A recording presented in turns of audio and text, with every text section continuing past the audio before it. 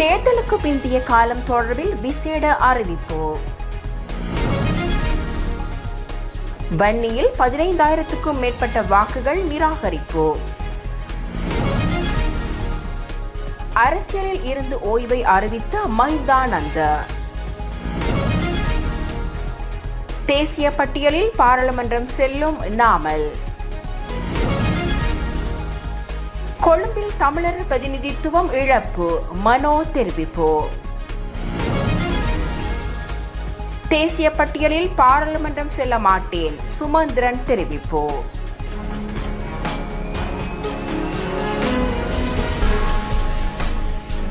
10வது பாராளுமன்றத்துக்கு தெரிவு செய்யப்பட்ட புதிய பாராளுமன்ற உறுப்பினர்களை பதிவு செய்யும் நடவடிக்கை நாளை முதல் ஆரம்பிக்கப்பட உள்ளது. அதன்படி நாளை முதல் இணையவழி முறைமையூடாக புதிய பாராளுமன்ற உறுப்பினர்கள் தம்மை பதிவு செய்து கொள்ளலாம் என்று பாராளுமன்ற தொடர்பாடல் பிரிவு தெரிவித்துள்ளது. சம்பந்தப்பட்ட பாராளுமன்ற உறுப்பினர்கள் தமக்கு தேவையான தகவல்களை அறிந்து கொள்வதற்காக எதிர்வரும் 19 மற்றும் 20ஆம் தேதிகளில் பாராளுமன்றத்தில் 2 தகவல் சாளரங்களை திறப்பதற்கும் நடவடிக்கை எடுக்கப்பட்டுள்ளது. இதேவேளை புதிதாக தெரிவு செய்யப்பட்ட பாராளுமன்ற உறுப்பினர்களுக்கு பாராளுமன்ற மரபு மற்றும் பாராளுமன்ற விவகாரங்கள் தொடர்பில் 3 நாள் செயல் அமர்வும் நடத்த திட்டமிடப்பட்டுள்ளது. 25, 26, 27 ஆகிய திகதிகளில் இச்செயல் அமர்வு நடைபெறும். இது தொடர்பான வர்த்தமானி அறிவிப்பு இன்று வெளியிடப்பட உள்ளது. புதிய பாராளுமன்றத்தின் முதலாவது அமர்வு எதிர்வரும் 21ஆம் தேதி காலை 10 மணிக்கு கூட உள்ளமை குறிப்பிடத்தக்கது.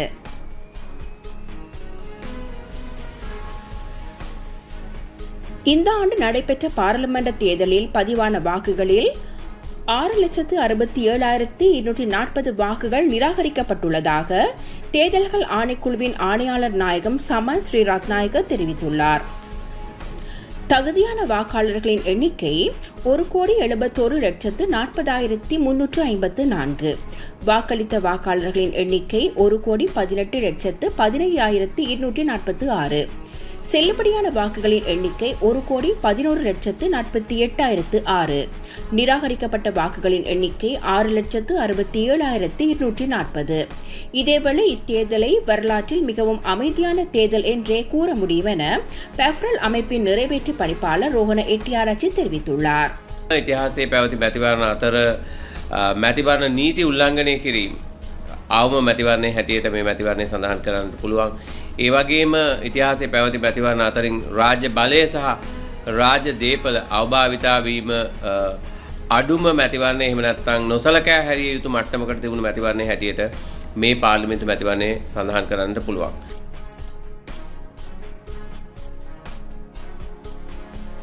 மக்களால் நிராகரிக்கப்பட்ட தாம் தேசிய பட்டியல் மூலமாக பாராளுமன்றம் செல்ல மாட்டேன் என முன்னாள் பாராளுமன்ற உறுப்பினர் சுமந்திரன் தெரிவித்துள்ளார். யாழ்ப்பாண ஊடக அமையத்தில் நேற்று நடைபெற்ற ஊடக சந்திப்பின் போதே அவர் இவ்வாறு தெரிவித்துள்ளார். மேலும் கருத்து தெரிவித்த சுமந்திரன், தனிப்பட்ட ரீதியிலேயும் கடந்த 14 வருடங்களாக பாராளுமன்றத்திலே சேவை செய்த நான் இந்த தடவை மக்களாலே தெரிவு செய்யப்படவில்லை. அது மக்களுடைய தெரிவை நான் மதிக்கிறேன், ஏற்றுக்கொள்கிறேன்.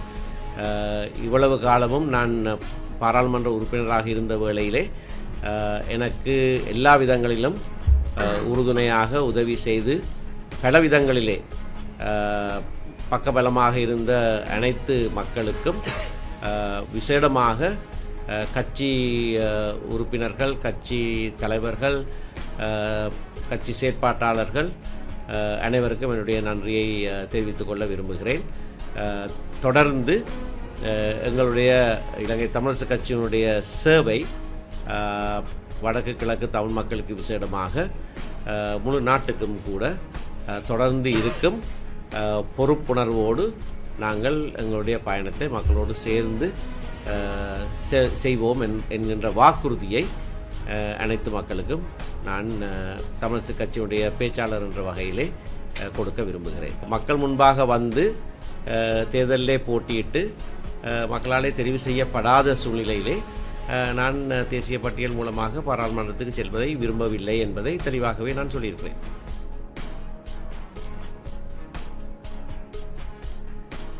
ஸ்ரீலங்கா பொதுஜன பெரமுனவின் தேசிய பட்டியல் உறுப்பினர் பதவிக்கு கட்சியின் தேசிய அமைப்பாளர் நாமல் ராஜபக்ஷ பதவி பிரமாணம் செய்ய உள்ளார்.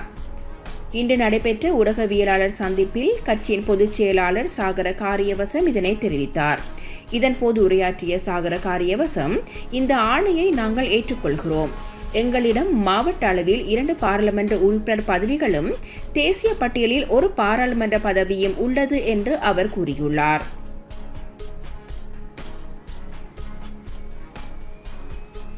பாராளுமன்ற தேர்தல் முடிவுகள் அறிவிக்கப்பட்ட நாளிலிருந்து 1 வாரத்திற்கு தேர்தலுக்கு பிந்தைய காலம் அமுலில் இருக்கும் என போலீசார் தெரிவித்துள்ளனர்.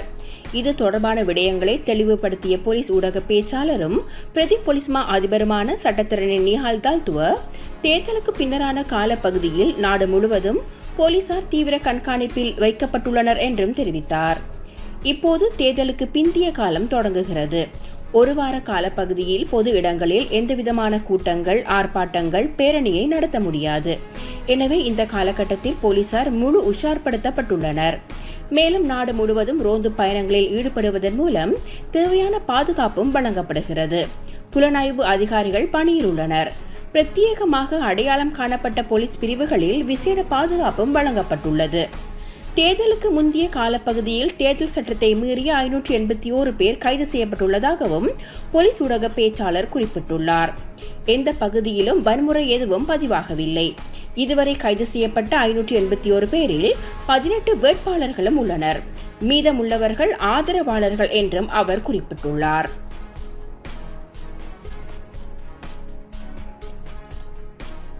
கொழும்பில் பாராளுமன்றத்திற்கான தமிழர் பிரதிநிதித்துவம் இழக்கப்பட்டுள்ளதாக தமிழ் முற்போக்கு கூட்டணியின் தலைவர் மனோ கணேசன் தெரிவித்துள்ளார். ஃபேஸ்புக்கில் பதிவொன்றை இட்டு அவர் இதனை குறிப்பிட்டுள்ளார். மேலும் பதிவிட்டுள்ள அவர், தேர்தல் நடந்து முடிந்துவிட்டது. வெற்றி பெற்ற அனைவருக்கும் மனமார்ந்த வாழ்த்துக்கள். ஆட்சி அமைக்கும் அனுர அரசுக்கும் வாழ்த்துக்கள். நாட்டின் தேசிய தீர்மானங்கள் எடுக்கப்படுகின்ற நிகழ்வுகள் நடக்கும் கொழும்பு தலைநகர் மாவட்டத்தில் தமிழர் பிரதிநிதித்துவத்தை இரட்டிப்பாக்க நமது கட்சி எடுத்துக்கொண்ட முயற்சி வெற்றி பெறவில்லை. இன்று இருந்து ஒரு தமிழர் பிரதிநிதித்துவமும் இல்லாமல் போய்விட்டது. பல இனங்கள் வாழும் ஒரு நாட்டில் ஒவ்வொரு இனமும் தமது பிரதிநிதித்துவத்தை தக்க வைத்துக் கொள்வதும் அதிகரித்துக் கொள்வதும் இயல்பான ஜனநாயக செயற்பாடுகளாகும். ஆனால் கொழும்பு தலைநகர் மாவட்ட தமிழர் பிரதிநிதித்துவம் தொடர்பில் அது இன்று சாத்தியப்படவில்லை என்று அவர் மேலும் குறிப்பிட்டுள்ளார்.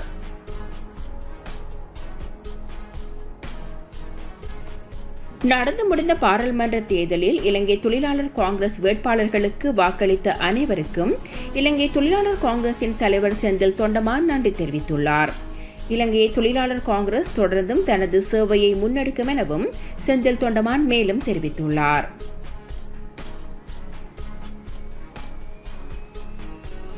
பொது தேர்தலில் தனி பெரும்பான்மையை பெற்றுள்ள ஜனாதிபதி அனுரகுமார திசாநாயக்காவை இந்திய உயர்ஸ்தானிகர் சந்தோஷ் ஜா சந்தித்து தமது வாழ்த்துக்களை தெரிவித்துள்ளார். ஜெகத் ஜனநாயக நாடாக இந்தியா இந்த மக்கள் ஆணையினை வரவேற்பதாகவும் மக்களின் நலன்களுக்காக இருதரப்பு உறவினை மேலும் வலுவாக்க உறுதி கொண்டுள்ளதாகவும் இந்திய உயர்ஸ்தானிகர் தெரிவித்துள்ளார். அதே நேரம் இரு நாடுகளுக்கிடையிலான நீண்டகால நட்பை முன்னேற்றுவதற்கும் இலங்கையின் தலைவர்களுடன் இணைந்து பணியாற்றுவதற்கு எதிர்பார்த்துள்ளதாகவும் இலங்கையில் உள்ள பிரித்தானிய உயர்ஸ்தானிகம் தெரிவித்துள்ளது. கொழும்பில் உள்ள பிரித்தானிய உயர்ஸ்தானிகரகத்தின் உத்தியோகபூர்வ எக்ஸ் தளத்தில் இந்த விடயம் பகிரப்பட்டுள்ளது.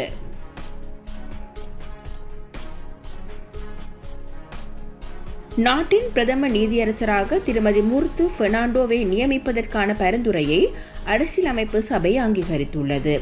நாட்டின் பதில் பிரதம நீதியரசராக உச்ச நீதிமன்ற நீதியரசர் முர்து நிருபா பிதுஷினி பெர்னாண்டோ அக்டோபர் 10ஆம் தேதி பதவி பிரமாணம் செய்து கொண்டார்.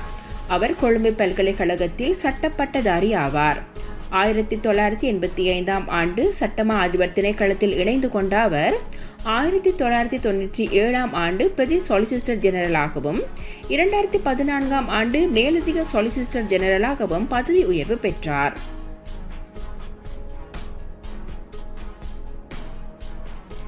அரசியலில் இருந்து ஓய்வு பெற உள்ளதாக முன்னாள் அமைச்சர் மைந்தானந்த அலுத்கமகே தெரிவித்துள்ளார். ஊடகவியலாளர் சந்திப்பு ஒன்றை ஏற்பாடு செய்து இன்று அவர் இதனை தெரிவித்துள்ளார். தனது சேவை கண்டி மாவட்ட மக்களுக்கு இனி தேவையில்லை என்பதை இம்முறை நடைபெற்ற பொது தேர்தல் நிரூபித்துள்ளதாக அவர் குறிப்பிட்டுள்ளார். அதனால் தான் அரசியலில் இருந்து விலக முடிவு செய்ததாகவும் அவர் மேலும் கூறினார். கண்டி மாவட்ட மக்களின் முடிவுக்கு தலைவணங்குகிறேன். அதன்படி அரசியலில் இருந்து ஓய்வு பெறவும் முடிவு செய்துள்ளேன். என்னை அரசியலுக்கு அழைத்து வந்த அனைவருக்கும் தனிப்பட்ட முறையில் நன்றி தெரிவித்துக் கொள்கிறேன் என்றும் அவர் கூறியுள்ளார்.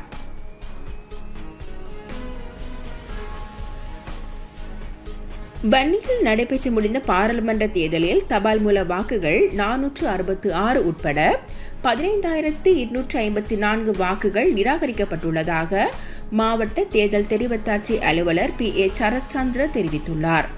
வவுனியா, மன்னார், முல்லைத்தீவு உள்ளடக்கிய வன்னி தேர்தல் தொகுதியில் 3,06,081 வாக்காளர்கள் வாக்களிக்க தகுதி பெற்றிருந்தனர். இதில் 2,11,140 பேர் வாக்களித்தனர். அதில் தபால் மூல வாக்களிப்பு 466 உட்பட 15,254 வாக்குகள் நிராகரிக்கப்பட்டுள்ளதுடன் 1,95,586 வாக்குகள் ஏற்றுக்கொள்ளப்பட்டதாக அவர் மேலும் தெரிவித்தார்.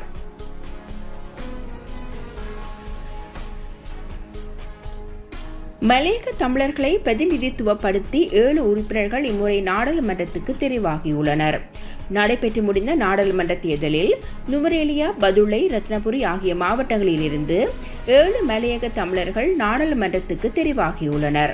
நுவரேலியா மாவட்டத்தில் தேசிய மக்கள் சக்தியின் சார்பில் போட்டியிட்ட கிருஷ்ணன் கலைச்செல்வி 33,346 வாக்குகளை பெற்றும், ஐக்கிய தேசிய கட்சியின் சார்பில் ஜீவன் தொண்டமான் 46,438 வாக்குகளை பெற்றும், ஐக்கிய மக்கள் சக்தியின் சார்பில் பழனி திகாம்பரம் 48,018 வாக்குகளை பெற்றும், ராதாகிருஷ்ணன் 42,273 வாக்குகளை பெற்றும் நாடாளுமன்றத்துக்கு தெரிவாகியுள்ளனர். பதுளை மாவட்டத்தில் தேசிய மக்கள் சக்தியின் சார்பில் போட்டியிட்ட கிட்டன் செல்வராஜா 60,041 வாக்குகளை பெற்றும், அம்பிகா சாமுவேல் 58,201 வாக்குகளை பெற்றும் நாடாளுமன்றத்துக்கு தெரிவாகியுள்ளனர். அதேபோன்று ரத்னபுரி மாவட்டத்தில் தேசிய மக்கள் சக்தி சார்பில் போட்டியிட்ட சுந்தரலிங்கம் பிரதீப்பும், மாத்தறை மாவட்டத்தில் போட்டியிட்ட சரோஜா பால்ராஜும் நாடாளுமன்றத்துக்கு தெரிவாகியுள்ளனர். இதேவேளை தேசிய மக்கள் சக்தியின் சார்பில் தேசிய பட்டியலில் பெயரிடப்பட்டுள்ள ராமலிங்கம் சந்திரசேகரனும் நாடாளுமன்றத்துக்கு தெரிவாகினால் மொத்தமாக 8 மலையக எம்பிக்கள் இம்முறை நாடாளுமன்றத்தை பிரதிநிதித்துவப்படுத்துவர்.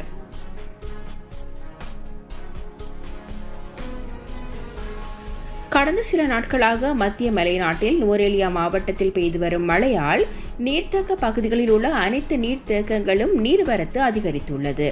தொடர்ந்து மாலை வேளையில் பெய்து வரும் கனமழையால் மேல்கொத்மலை, காசல்ரி, மௌசாகல, கென்யான், லக்சபான, நவலக்சபான, பொல்பிட்டிய, கலுகல, விமல சுரேந்திர ஆகிய நீர்த்தேக்கங்களின் நீர்மட்டம் 95% வரை நிறைந்த நிலையில் உள்ளது. இன்று பெய்த கனமழை காரணமாக சாமிமலை ஓயா, காட்மார் ஓயா, மறை ஓயா, நல்லத்தண்ணி ஓயா என்பன வெள்ளப்பெருக்கு ஏற்பட்டுள்ளது. கெசல்காமு ஓயா வெள்ளம் ஏற்பட்டுள்ளது. அதேபோல ஹட்டன் ஓயாவும் மகாவெலி கங்கையும் கனமழை காரணமாக வெள்ளப்பெருக்கு ஏற்பட்டுள்ளது. அத்துடன் எங்கு பார்த்தாலும் பனிமூட்டம் காணப்படுகிறது. இதனால் வாகன சாரதிகள் மிகவும் அவதானமாக வாகனங்களை செலுத்துமாறு ஹட்டன் போலீஸ் நிலைய போக்குவரத்து பிரிவு அதிகாரிகள் வாகன சாரதிகளை கேட்டுள்ளனர்.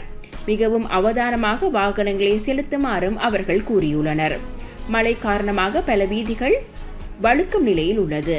வாகனங்களை மிகவும் அவதானமாகவும் மெதுவாகவும் செலுத்த வேண்டும் என்று கோரிக்கை விடுக்கப்பட்டுள்ளது.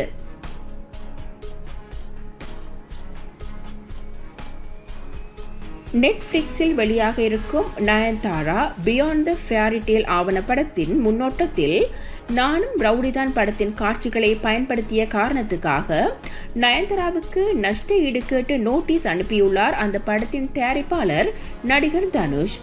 அதற்கு தனது தரப்பு பதிலை நீண்ட அறிக்கையின் மூலம் நடிகை நயன்தாரா விளக்கியுள்ளார். பல தவறான விஷயங்களை சரி செய்வதற்காகவே வெளிப்படையான இந்த கடிதத்தை உங்களுக்கு எழுதியிருக்கிறேன். உங்கள் தந்தை கஸ்தூரி ராஜா உறுதுணையோடு சிறந்த இயக்குனரான உங்கள் அண்ணன் செல்வராகவனின் இயக்கத்தில் திரைத்துறைக்கு வந்து பிரபல நடிகராக மாறியிருக்கும் நீங்கள் நிச்சயம் இதனை புரிந்து கொள்ள வேண்டும். சினிமா பின்புலம் எதுவும் இல்லாமல் தனி ஒரு பெண்ணாக சவால்கள் நிறைந்த திரைத்துறைக்கு வந்து கடின உழைப்பாலும் நேர்மையான அர்ப்பணிப்பாலும் இன்றைய நிலையை அடைந்திருக்கிறேன். நேர்மறையான எனது பயணத்தை என் மீது அன்பு செலுத்தும் எனது ரசிகர்களும் திரைத்துறையினரும் நன்றாகவே அறிவார்கள் என அந்த கடிதத்தில் நயன்தாரா தெரிவித்துள்ளார். இது போன்று பல செய்திகளை தெரிந்து கொள்ள நமது வைப்ஸ் டிவி யூடியூப் தளத்தை சப்ஸ்கிரைப் செய்து அருகிலுள்ள பெல் பட்டனை கிளிக் செய்யுங்கள். மேலும் பல செய்திகளை அறிந்து கொள்ள www.vaibznews.com, vibesnews.com என்ற இணையதளத்தை பார்வையிடுங்கள்.